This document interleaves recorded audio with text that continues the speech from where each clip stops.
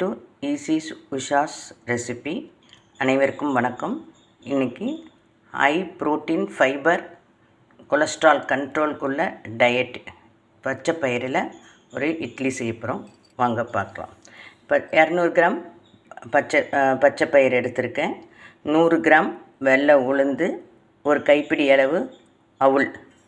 இப்போ இதை வாஷ் பண்ணி வச்சுருக்கேன். இதை ஃபஸ்ட்டு ஊற வச்சுக்கலாம்.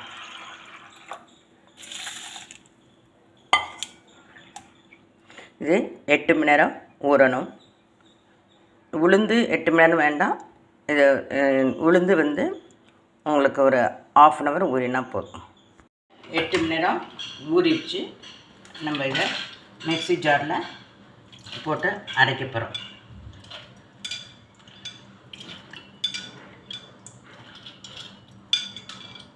நல்லா உங்களுக்கு இன்னும் முளை கட்டினா ரொம்ப நல்லாயிருக்கும். நல்ல ப்ரோட்டீன் ரிச்.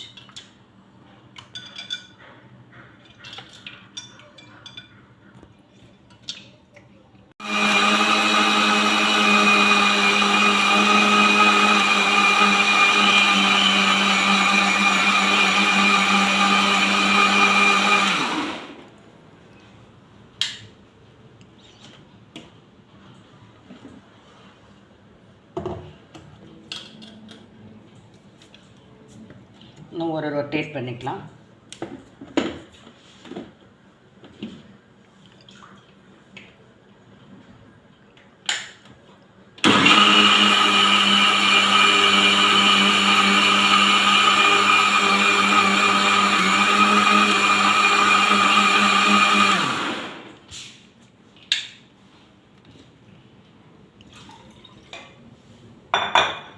இப்போ நல்லா நைஸாக அரைச்சாச்சு.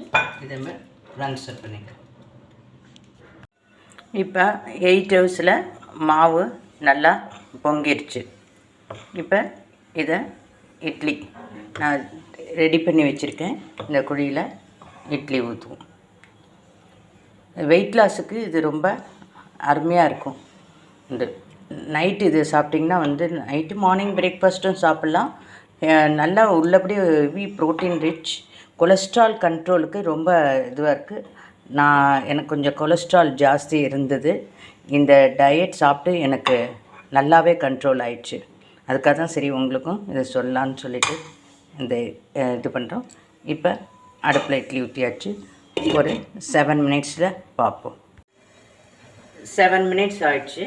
ஸ்டவ் ஆஃப் பண்ணிட்டு இட்லி இருக்கான்னு பார்ப்போம். நல்லா சாஃப்டாக இருக்குது, வந்துடுச்சு. இப்போ இட்லி எடுத்து காட்டுறேன். இப்போ இட்லி நல்லா சாஃப்டாக ஆகிடுச்சு. பாருங்கள் எவ்வளோ சாஃப்டாக இருக்குன்னு. ஹை ப்ரோட்டீன் ரிச் அரிசியே இல்லை. இதில் கொஞ்சம் அவுள் சேர்த்தனால அவ்வளோ சாஃப்டாக இருக்குது. எல்லோரும் சாப்பிட்டுட்டு எப்படி இருக்குன்னு கமெண்ட் பண்ணுங்கள். சப்ஸ்கிரைப் பண்ணவங்க ப்ளீஸ் சப்ஸ்கிரைப்.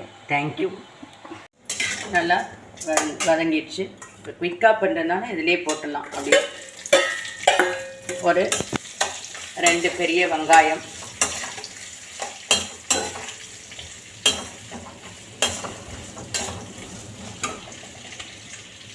வதங்கிடுச்சு. ஒரு பெரிய தக்காளி 1,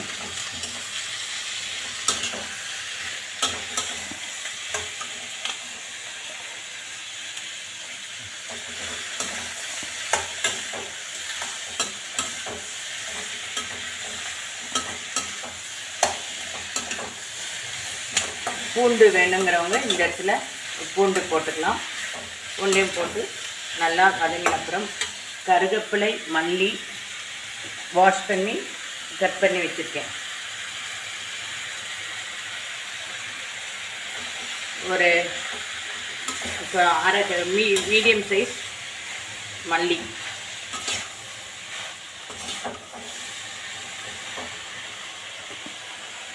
இந்த அளவுக்கு இஞ்சி தூள். நான் இஞ்சி நிறையா சாப்பிட்ணும் சேர்த்துக்கணுங்கிறாங்க. இந்த மாதிரி இதில் கொஞ்சம் கொஞ்சமாக நம்ம ஆட் பண்ணி சேர்த்துக்கலாம். இது நல்லா வதங்கினப்புறம் ஆற வச்சு அரைக்கிறோம். இது வதக்கி ஆற வச்சுருக்கேன். அதோட சிறிதளவு புளி போட்டு இப்போ நம்ம மிக்ஸி ஜாரில் அரைக்க போகிறோம். இந்த 1/2 டீஸ்பூன் உப்பு போட்டு நம்ம இப்போ அரைக்கப்போம்.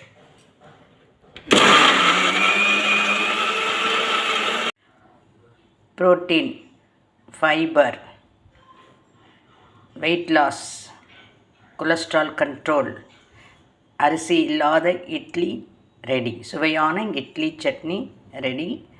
சாப்பிட்டுட்டு சப்ஸ்கிரைப் பண்ணாங்க. Please subscribe and support me. Thank you.